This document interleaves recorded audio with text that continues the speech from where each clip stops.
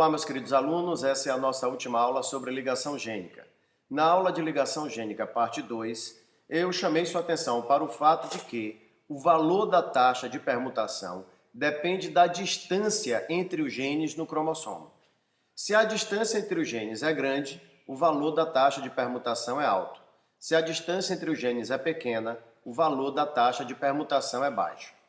Ora, se o valor da taxa de permutação depende da distância entre os genes, então nós podemos usar este valor para identificar qual a posição dos genes no cromossomo.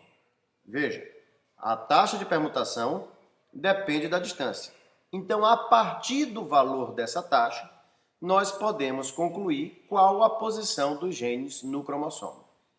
É bem simples. Vamos ver como é que faz. Vamos ver esse exemplo. A percentagem de permutação entre genes de um par de cromossomos fornece uma indicação da distância que existe entre eles. Entre os genes X, Y e Z, verificam-se as seguintes percentagens de permutação: X e Y, 25%, Y e Z, 12%, X e Z, 13%. Assinale a opção que indica a correta disposição desses genes no cromossomo. Você vai ficar impressionado em como é fácil resolver problemas desse tipo. É fácil porque o valor da taxa de permutação sempre será igual ao valor da distância entre os genes no cromossomo.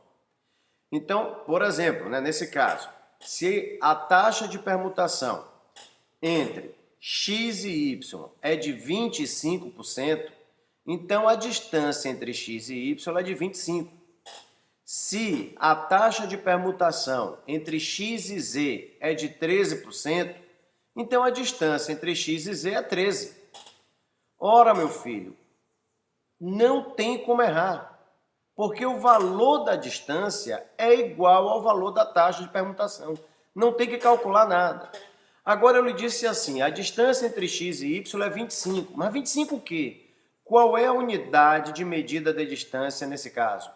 Não pode ser centímetro, decímetro, porque nós estamos falando de um cromossomo, que é microscópico. Então, os cientistas criaram uma nova unidade para medir distância, aplicada a cromossomos. É a chamada unidade de recombinação, que nós chamamos de UR. Ou você também pode usar a palavra centimorga. Então, é assim: se a taxa de permutação entre X e Y é de 25%, significa que a distância entre X e Y no cromossomo é de 25 Rs, ou 25 morganídeos. É essa terminologia que nós vamos usar. Então, como é que nós vamos posicionar esses genes no cromossomo? Bom, agora fica fácil. É como se eu dissesse, a cidade A está a 40 km de B, B está a 60 km de C, A está a 100 km de C. Posicione essas cidades no mapa. Basta olhar as distâncias que você faz isso. Observe a resolução.